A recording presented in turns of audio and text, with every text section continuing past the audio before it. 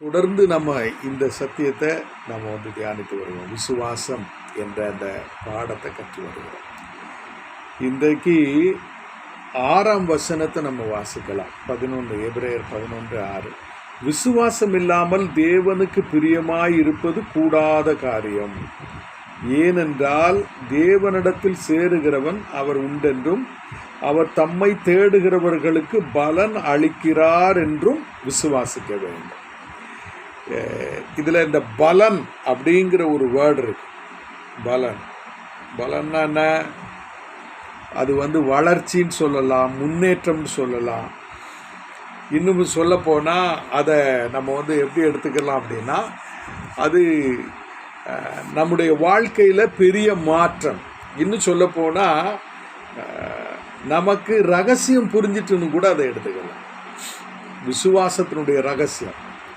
இப்போ இங்கே இந்த நிருப ஆக்கியோன் அப்படி எழுதும்போது தேவனுக்கு பிரியமாயிருப்பது கூடாத காரியம்.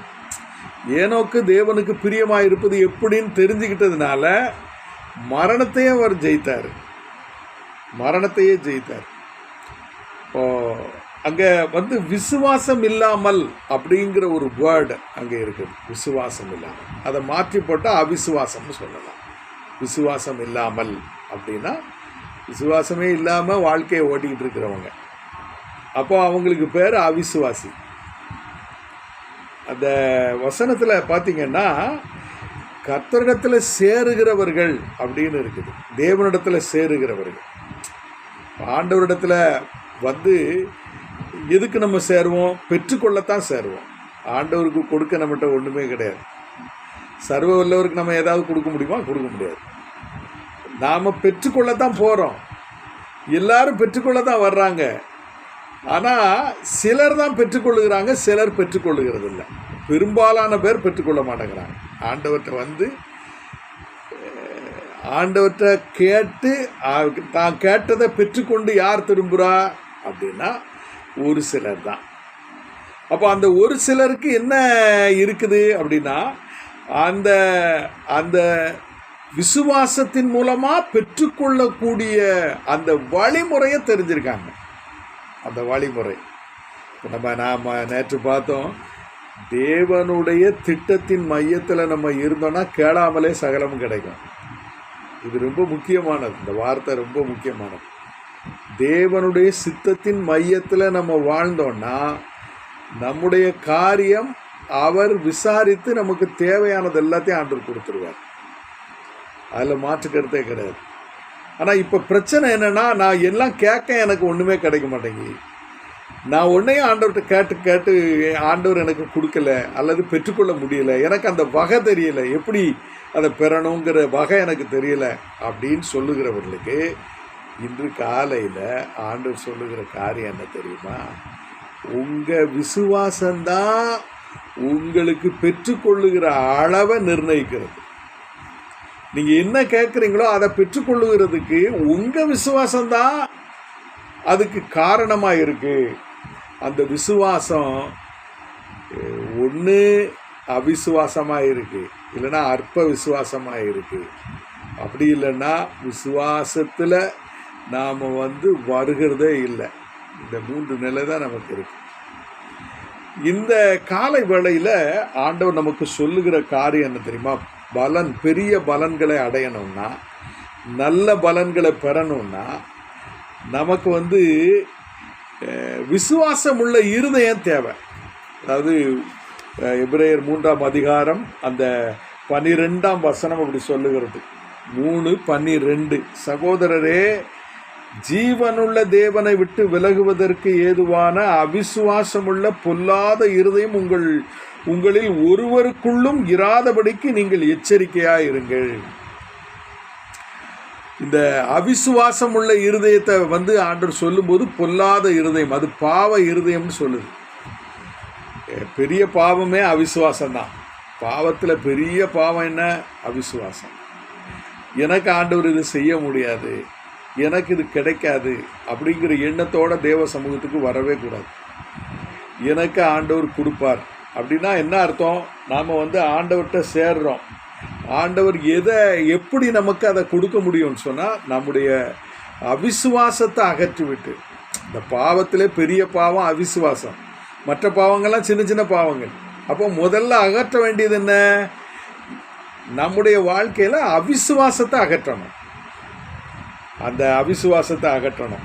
இப்போ பார்த்தீங்கன்னா இந்த இந்த பகுதியில் அடுத்ததாக நோவாவை பற்றி ரொம்ப விரிவாக பேசியிருக்கு. நோவாவை பற்றி இங்கே பாருங்கள், இந்த 7ஆம் வசனத்தை பாருங்கள்.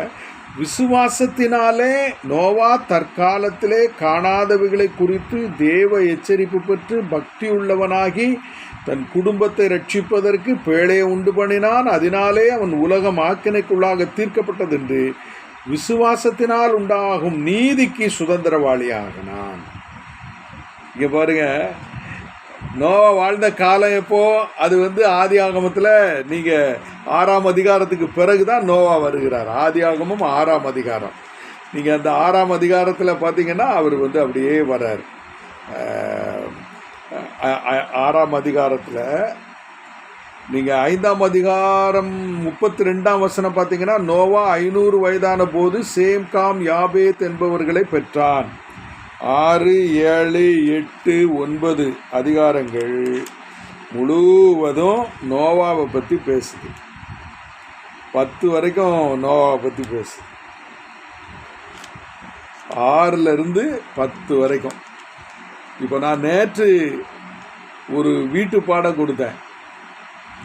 தானியேல் 7ஆம் அதிகாரத்தை வாசிச்சுட்டு வாங்க. அது நியாய தீர்ப்பு, இறுதி நியாய தீர்ப்பை பற்றி பேசுது. அதை பற்றிய குறிப்பு நீங்கள் எடுத்திருப்பீங்க. எத்தனை பேர் படிச்சீங்கன்னு எனக்கு தெரியலை. அதை பற்றிய குறிப்பு எடுத்திருப்பீங்க. நீங்கள் வேதத்தை கற்றுக்கொள்ளும்போது ஒரு குறிப்பிட்ட நேரத்தை அதற்குன்னு ஒதுக்கி ஒரு சின்ன கையேடு போட்டு வேதத்துக்கு முன்னால் எந்த ஒரு பரபரப்பும் இல்லாமல் வேதத்தை கற்றுக்கொள்ளுகிற ஒரு குழந்தைய போல ஞானப்பாலில் வாஞ்சையாக இருக்கணும். ஏதோ இந்த காலை நேரத்தில் வந்தோம், சர்ச்சுக்கு வந்தோம், வசனத்தை கேட்டோம், அப்படியே போனோன்னா உங்கள் வாழ்க்கையில் வளர்ச்சி இருக்காது, விசுவாசத்தில் வளர்ச்சி இருக்காது. நீங்கள் ஆண்டவர்கிட்ட எதையும் கேட்டு பெற்றுக்கொள்ள முடியாது. நீங்கள் பெற்றுக்கொள்ளணும்னா தனிப்பட்ட விதத்தில் நீங்கள் வேதத்துக்கு முன்னால் உட்காரணும். குறைஞ்சபட்சம் 1 மணி நேரமாவது 1.5 மணி நேரமாவது நம்ம கட்டாயம் உட்காரணும். வேதத்துக்கு முன்னால் உட்காரலைன்னா உங்கள் விசுவாசம் வளரவே வளராது. ஏன்னா வேதம் தான் விசுவாசத்தை பெருக்குது. கேள்வியினால் விசுவாசம் வருகிறது. சரியா? அந்த கேள்வி தேவனுடைய வசனத்தினால் உண்டாகுது. விசுவாசம் தேவனுடைய வசனத்தினால் உண்டாகுது. அப்போது நீங்கள் நான் வேதத்துக்கு முன்னால் உட்காரணும். இன்றைக்கு உங்களுக்கு ஒரு பாடம் என்ன அப்படின்னா, இந்த நோவாவை பற்றி படிக்கணும். நோவாவை பற்றி வேதத்தில் எங்கெல்லாம் இருக்குது நான் சில குறிப்புகளை உங்களுக்கு சொல்லிடுறேன். நீங்கள் குறித்து வச்சுக்கோங்க. அதை உட்காந்து பகலில் நல்லா தியானிங்க. 6ஆம் அதிகாரத்திலிருந்து கிட்டத்தட்ட 10ஆம் அதிகாரம் வரைக்கும் நீங்கள் படிங்க.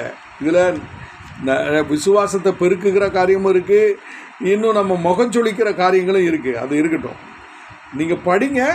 ஆண்டவர் சில காரியங்களை உங்களுக்கு கற்றுக் கொடுப்பார். இந்த எபிரேயர் 11ஆம் அதிகாரத்தில் 7ஆம் வசனத்தில் 7லேருந்து 7ஆம் வசனம் மட்டும் நோவாவை பற்றி பேசுது. 1 பேதுரு 2ஆம் அதிகாரத்தில் நோவாவை பற்றி ஒரு குறிப்பு வருது. 2 பேதுரு 3ஆம் அதிகாரத்தில் 1 பேதுரு 3ஆம் அதிகாரத்துலேயும் 2 பேதுரு 2ஆம் அதிகாரத்துலேயும் நோவாவை பற்றி சில குறிப்புகள் வருது. அது போக அட்டவணைகள்லையும் வர்றாரு. இப்போ நீங்கள் படித்து இவைகளை தியானிங்க. நீங்கள் இவைகளை தியானிக்கணும். இப்போ பாருங்கள், நோவா வாழ்ந்த காலத்துக்கு போவோம். நம்ம எல்லாரும் நோவா வாழ்ந்த காலத்துக்கு போவோம். இதே பூமியில் தான் அவர் வாழ்ந்தார். இப்போது கட்டடங்களாலும் ரோடுகளாலும் நிறைஞ்சு இருக்குது பூமி. ஆனால் அப்போ அப்படி இல்லை. நோவா காலத்தில் இதே போல் ஜனப்பெருக்கம் இருந்தது. எதை வச்சு நம்ம சொல்கிறோம்? அங்கே பார்த்தீங்கன்னா 6:5 பார்த்தீங்கன்னா, மனுஷனுடைய அக்கிரமம் பூமியிலே பெருகினது என்றும் அவன் இருதயத்தின் நினைவுகளின் தோற்றமெல்லாம் நித்தமும் பொல்லாததென்றும் கர்த்தர் கண்டு தாம் பூமியிலே மனுஷனை உண்டாக்கினதற்காக கர்த்தர் மனஸ்தாபப்பட்டார். அது அவர் இருதயத்திற்கு விசனமாயிருந்தது. ஆபத்து எங்கேருந்து வருது? ஆபத்து எதிர வரலாம், பின்னால் இருந்து வரலாம், காலு கீழே வரலாம்.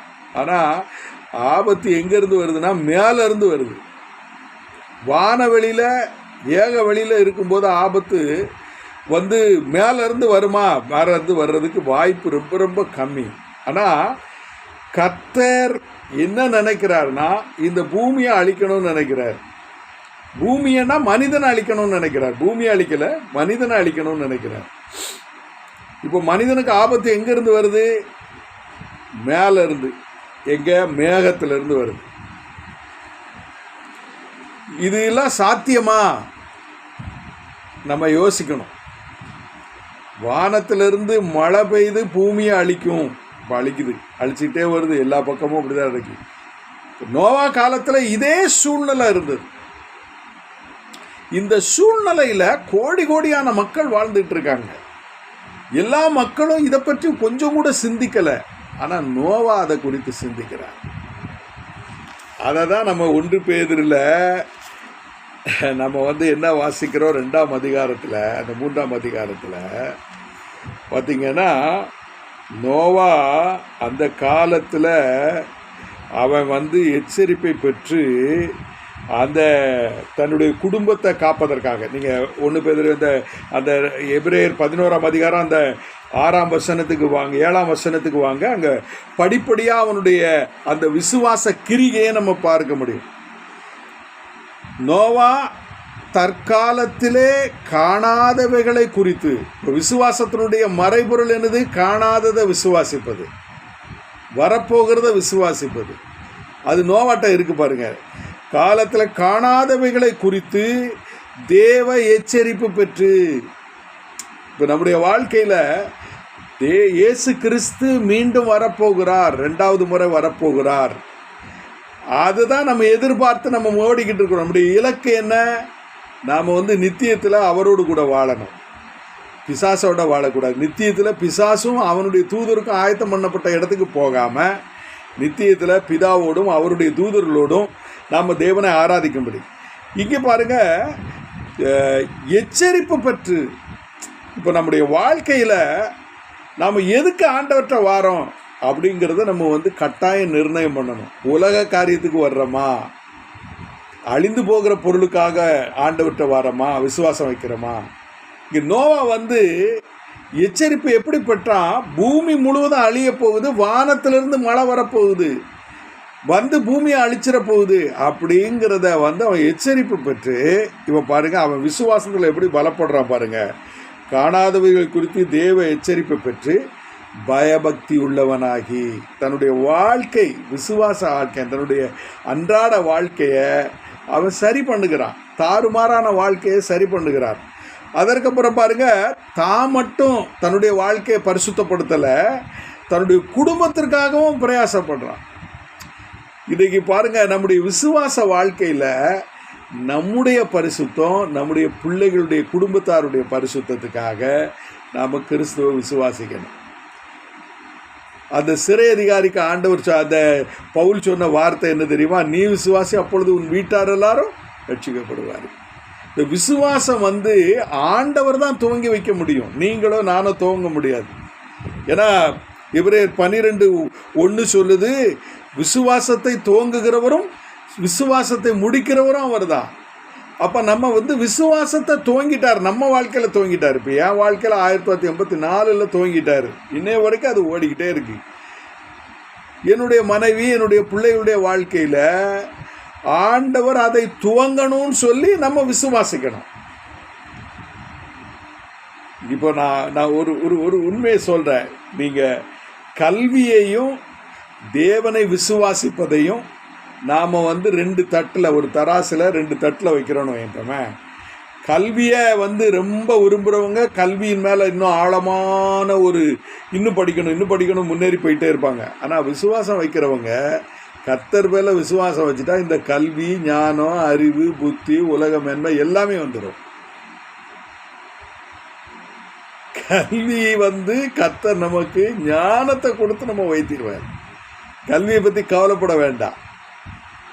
நோவாவுக்கு அதுதான் அந்த ஒரு கன்விக்ஷன், அதாவது அந்த ஒரு தீர்மானம் அவனுக்குள்ளே இருந்தது.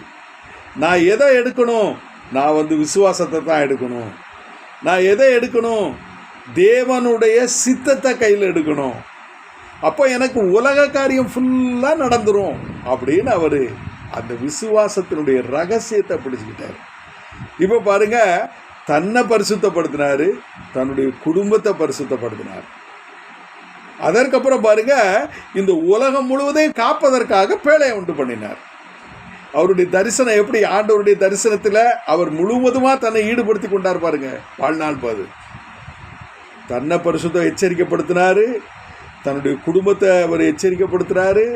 அதற்கப்புறம் முழு உலகத்தையும் காப்பதற்கு ஒரு பேழையை உண்டு பண்ணுகிறார். எப்படிப்பட்ட காலத்தில்? தேவனை பற்றிய அறிவில்லாத, தேவனை பற்றி தேடாத காலத்தில், தேவனை பற்றி கொஞ்சமும் சிந்தை இல்லாத மக்கள் திரளாக வாழ்ந்து கொண்டிருக்கிற காலத்தில் நோவா மட்டும் தேவனை தேடுகிறவனாக இருந்தார். இதுதான் நம்முடைய வாழ்க்கையில் ஆண்டவர் இன்றைக்கும் உணர்த்துகிறார். நோவாவுக்கும் அதே தான், நமக்கும் அதே தான். நோவா எப்படி பிழைச்சா? தேவனிடத்தில் விசுவாசம் வச்சு பிழைத்தார். சரி, நோவா வந்து ஆண்டவர் சொல்லும்போது பார்த்தீங்கன்னா அந்த அந்த வந்து 8ஆம் வசனத்தில் பாருங்க, நோவாவுக்கோ கர்த்தருடைய கண்களில் கிருபை கிடைத்தது. அதுக்கு மேலே 7ஆம் வசனம் பாருங்க, அப்பொழுது கர்த்தர், நான் சிருஷ்டித்த மனுஷனை பூமியின் மேல் வைக்காமல் மனுஷர் முதற்கொண்டு மிருகங்கள், ஊரும் பிராணிகள், ஆகாயத்து பறவைகள் பரியந்தமும் உண்டாயிருக்கிறவைகளை நிக்கிரகம் பண்ணுவேன். நான் அவைகளை உண்டாக்கினது எனக்கு மனஸ்தாபமாயிருக்கிறது என்றார். இப்போ தேவனுடைய மனநிலை எப்படி இருக்குது? பூமியில் அக்கிரமத்தை அழிக்கணும், அக்கிரமத்தை பரிகரிக்கணும்னு அவர் நினைக்கிறார். அவர் முதல்ல எடுத்த ஆயுதம் என்ன? மனுஷனை முழுவதும் அழிச்சிடணும். இப்போ அவருடைய மனதில் என்ன ஓடிக்கிட்டு இருக்கு? அக்கிரமத்தை அழிக்கணும், பாவத்தை அழிக்கணும். இந்த பூமியை கரைப்படுத்துகிற சாபமாகிய இந்த பாவத்தை, பிசாசின் தந்திரத்தை அழிக்கணும்னு சொல்லி அவர் முதல்ல தீர்மானம் பண்ணது, மனிதனுக்கு நல்ல மனசாட்சியை கொடுத்தோம். அந்த மனசாட்சியின்படி அவன் வாழலை. இது மனசாட்சியின் யுகத்தில் நடந்தது. அவன் சரியானபடி அதை செய்யாததுனால ஆண்டவர் அதற்குரிய தண்டனையை அவர் கொடுக்க விரும்பினார். நியாய தீர்ப்பு கொண்டு வந்தார். அப்போ நியாய தீர்ப்புங்கிறது வந்து தேவன் நமக்கு நம்முடைய கண்களுக்கு முன்பாக வைத்திருக்கிறார். நியாய தீர்ப்பு என்பது எதனால் வருகிறதுனா, நமக்கு கொடுக்குற இந்த வாய்ப்பு வந்து எல்லாமே இலவசம். இந்த நியாய தீர்ப்பு எதனால் நமக்கு உண்டாகுது? நம்முடைய பிறப்பு இலவசம், வளர்வது இலவசம், நாம் வந்து வாழ்வது இலவசம், நமக்கு வழங்கப்படுகிற காற்று, நீர், தண்ணீர், ஆகாயம், இன்னும் பாருங்க உணவு, இன்னும் உடை, இந்த பூமியில் வீடு, வாசல், செல்வம், பொருள் எல்லாமே ஆண்டவர் இலவசமாக நமக்கு கொடுக்கிறார். அதை பெறுவதற்கான சக்தி, ஆரோக்கியம், பலன் எல்லாத்தையும் கடவுள் கொடுக்கிறார். இதெல்லாம் கொடுத்துட்டு ஆண்டவர் மனசாட்சியும் வைக்கிறார். உத்தமமாக இருன்னு சொல்லி ஆண்டவர் மனசாட்சி வைக்கிறார். இப்போ இந்த மனசாட்சியினுடைய வார்த்தைக்கு கீழ்ப்படிந்து நடக்கிறவர்கள் தான் நோவாவினுடைய லிஸ்ட்டில் வராங்க. இப்போ இந்த நோவா வந்து ஆண்டவர் கடவுள் நமக்கு இதெல்லாம் ஃப்ரீயாக கொடுத்துருக்காரு. அதனால் இது குறித்து ஒரு நியாய தீர்ப்புக்கு, அந்த நியாய தீர்ப்புக்கு நான் வந்து அந்த நியாய தீர்ப்பில் தண்டனை பெறாமல் தப்பிக்கணும்னா என்ன செய்யணும்னு சொல்லி விசுவாசித்து அந்த நாட்களில் அவன் வந்து என்ன செய்கிறான்? எச்சரிப்பை பெற்று தன்னை பரிசுத்தமாக்குறான், குடும்பத்தை பரிசுத்தமாக்குறான், உலகத்தையும் காப்பதற்காக பேழையை உண்டாக்குகிறான். இதுதான் நோவா தன் காலத்தில் வாழ்ந்தபோது தேவனுடைய சித்தத்தின் மையத்தில் வாழ்ந்தான். இன்னும் மாற்றி சொன்னால் அவன் விசுவாசித்து வாழ்ந்தான். அவன் என்ன விசுவாசித்தானோ அது அப்படியே பூமியில் நடந்தது. அவன் என்ன விசுவாசித்தான்? தேவனுடைய நியாய தீர்ப்பு வருகிறது, அந்த நியாய தீர்ப்பில் நான், என் குடும்பம், என்னை சுற்றி வாழுகிற மக்கள் எல்லாம் தப்பிக்கப்பட வேண்டும் என்று சொல்லி அதற்காகவே வாழ்ந்தார்.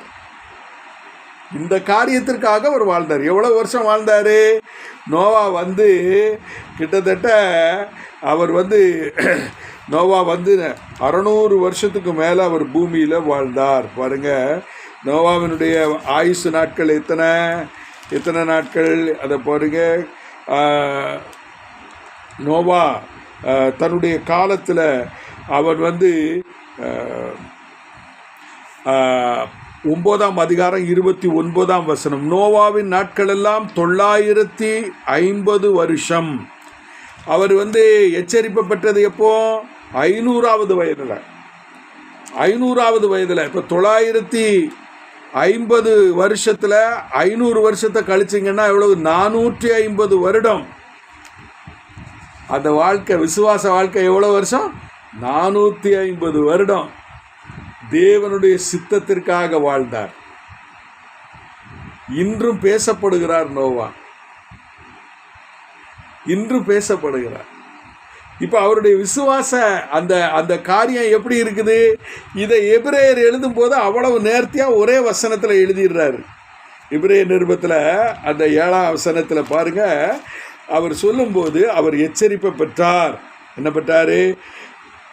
தற்காலத்திலே காணாததை குறித்து எச்சரிப்பு பெற்றார். அதான் நியாய தீர்ப்பு. தேவ எச்சரிப்பு பெற்றார். தான் எச்சரிப்பு பெற்ற உடனே தன்னை சுத்தமாக்குகிறார், தன்னை பரிசுத்தப்படுத்துகிறார், தன்னுடைய சிந்தையை விசுவாசத்துக்கு நேராக கொண்டு வருகிறார். அதற்கப்புறம் பயபக்தி உள்ளவனாகி தன்னை ஆயத்தப்படுத்துகிறார். அப்புறம் குடும்பத்தை ரட்சிப்பதற்கு பிழையை உண்டு பண்ணுகிறார். அதனாலே உலகம் ஆக்கினைக்குள்ளாக தீர்க்கப்பட்டதென்று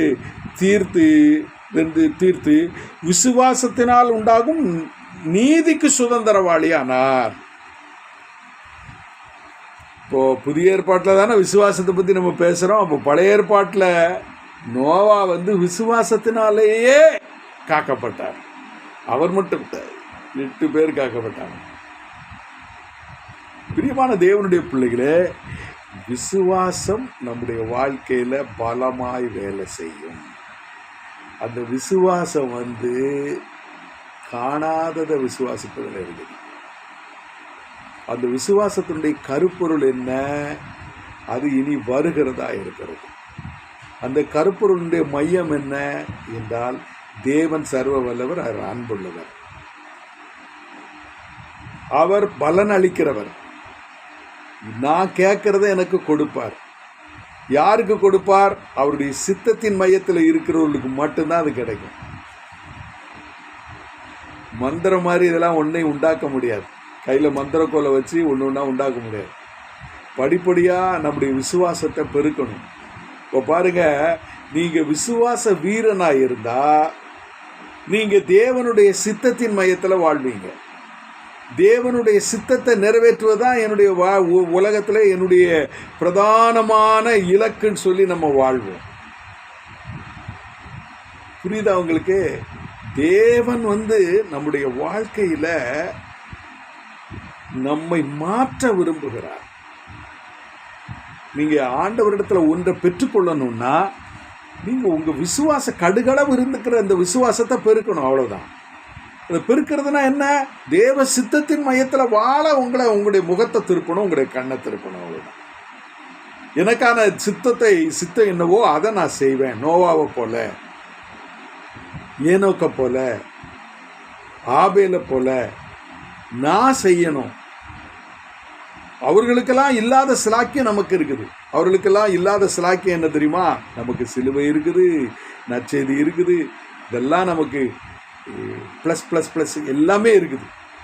ஆனாலும் நம்ம வந்து ஆண்டவரை விசுவாசித்து வாழ நமக்கு தடுமாறுகிறோம். நோவா அப்படி தடுமாறலை. 450 வருடம் கர்த்தர் சொன்ன அந்த காரியத்தை, அந்த எச்சரிப்பை பெற்றதுலேருந்து 450 வருஷம் இந்த பூமியில் தேவ சித்தத்திற்காகவே வாழ்ந்தார். ஒரு பேழையை உண்டு பண்ணணுங்கிறதுக்காகவே வாழ்ந்தார். அவருடைய எதிர்பார்ப்பு என்ன தெரியுமா? இந்த பூமியில் பெரிய மழை வரப்போகுது, மழையினால் பூமியை அழிக்கப் போகிறார், நியாயம் தீர்க்க போகிறார். இன்றைக்கு நமக்கு இலக்கு என்ன தெரியுமா? கிறிஸ்து சீக்கிரமாக வரப்போகிறார், ரொம்ப சீக்கிரமாக வரப்போகிறார். அந்த வருகைக்கான அடையாளங்கள் வந்துக்கிட்டே இருக்குது. இயேசு கிறிஸ்து வாசற்படியில் வந்து விட்டார். இந்த கடைசி நாட்களில் கூட, இப்படிப்பட்ட சந்தர்ப்பத்தில் கூட நம்ம ஆண்டவரை விசுவாசிக்க முடியாத பொல்லாத இருதயத்தோடு இருந்தால் நமக்கு எப்படி நம்முடைய தேவைகள் சந்திக்கப்படும்? இன்னைக்கு விசுவாசத்தை நம்ம வந்து இன்னும் ஆண்டவர் பேர்ல விசுவாசம்னா எதற்காக விசுவாசிக்கணும்? அவருடைய வல்லமைக்காக, அவருடைய அன்புக்காக. இப்போ அன்புன்னு வரும்போது உங்களை பிள்ளையா ஏற்றுக்கிட்டாரு, அப்போ ஆண்டவர் நிச்சயமாக உங்களை நேசிப்பார். வல்லமைன்னு வரும்போது அவர் சர்வ வல்லவர், எதை கேட்டாலும் கொடுப்பாரு. உங்களுக்கு விசுவாசத்தினுடைய அந்த அந்த நீங்கள் தேவனிடத்திலிருந்து பெற்றுக்கொள்வதற்கான அந்த ரகசியம் என்ன தெரியுமா? அவர் என்னுடையவர், அவர் சர்வ வல்லவர், எனக்கு இதை கட்டாயம் கொடுப்பார். நான் அவருடைய சித்தத்தின் மையத்தில் தான் வாழ்வேன். நான் அதை அவர்கிட்ட வாங்கிக்கிட்டு அதை நான் தவறாக பயன்படுத்த மாட்டேன். நீங்கள் பாருங்கள், பணத்தை ஆண்டவர் கொடுத்தா நீங்கள் தவறாக பயன்படுத்த மாட்டீங்கன்னு என்ன கேரண்டி இருக்குது?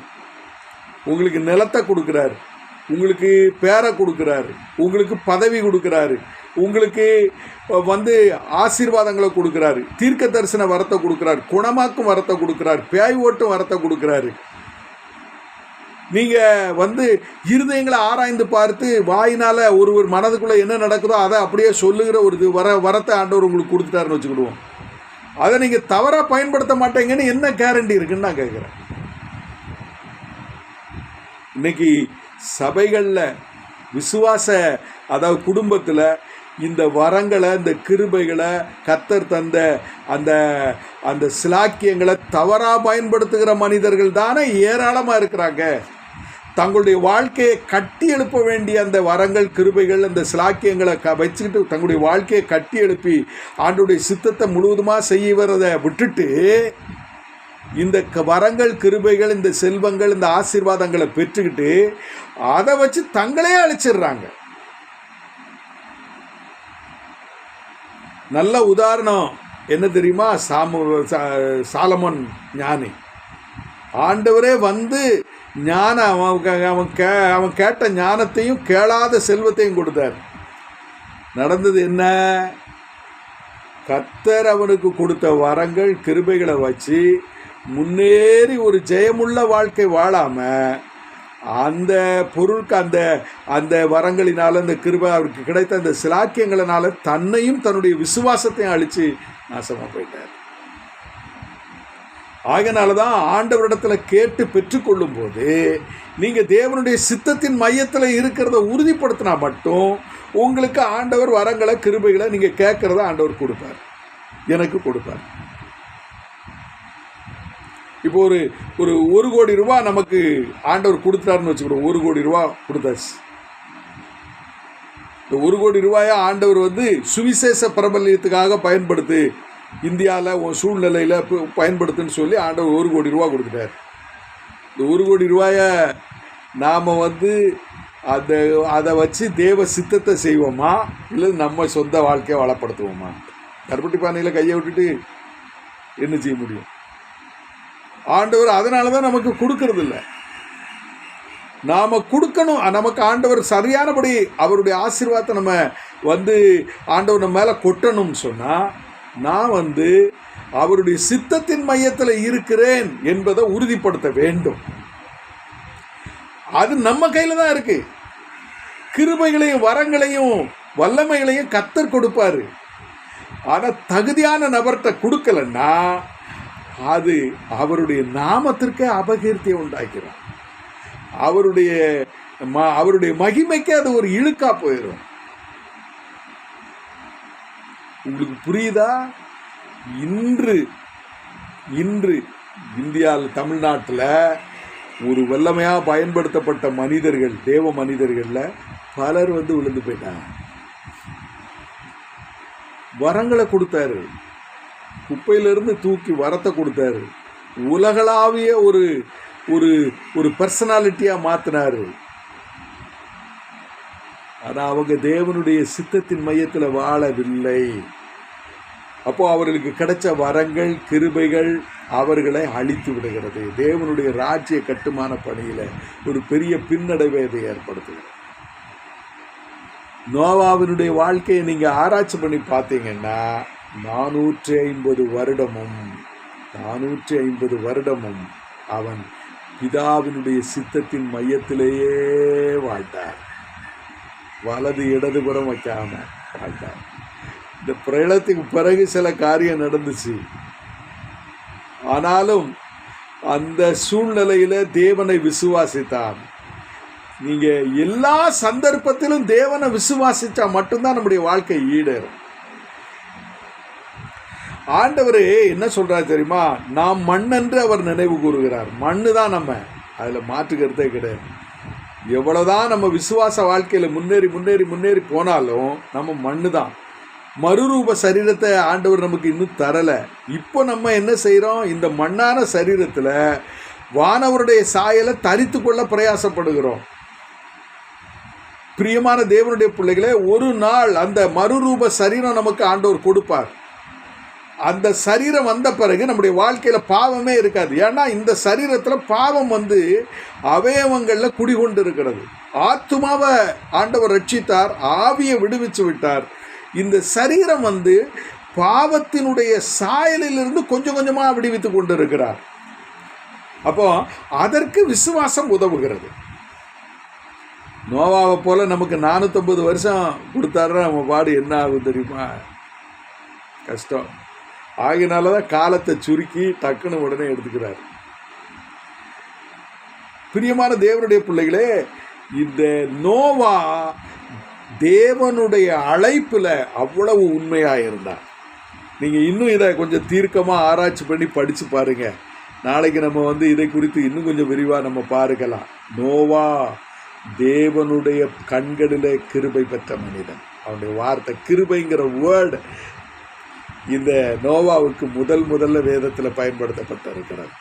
பிரியமானவர்களே, இந்த காலை வேளையில இன்னும் நம்ம வேதத்தை ஆராய்ந்து பார்த்து ஆண்டவர் நம்முடைய தந்திருக்கிற இந்த விசுவாச வாழ்வை இன்னும் நம்ம அதை நங்கூரம் போல மாற்றுவோம், அசைக்க முடியாததாக மாற்றுவோம், ஆண்டவரோட சஞ்சரிப்போம். கர்த்தர் நமக்கு வேண்டிய கிருபைகளை தருவார். நல்ல பிதாவே, நீ துதிக்கிறோம், நீ ஸ்தோத்திரிக்கிறோம். உடைய அளவற்ற கிருபைக்காய் நன்றி. நீர் எங்களை எவ்வளவாய் நேசிக்கிறீர் ஆண்டவரே. பழைய ஏற்பாட்டிலும் சரி, புதிய ஏற்பாட்டிலும் சரி, விசுவாசமே திறவுகோலாக இருக்கிறது. நாங்கள் இந்த விசுவாசத்தை எங்களுடைய வாழ்க்கையில் எங்களுக்கு நீர் கொடுத்திருக்கிறீர். அவைகளை நாங்கள் சரியாய் பயன்படுத்த எங்களுக்கு உதவி செய்யும். இயேசு கிறிஸ்துவின் உன்னத நாமத்தில் வேண்டுகிறோம் நல்ல பிதாவே. ஆமென். தேங்க்யூ.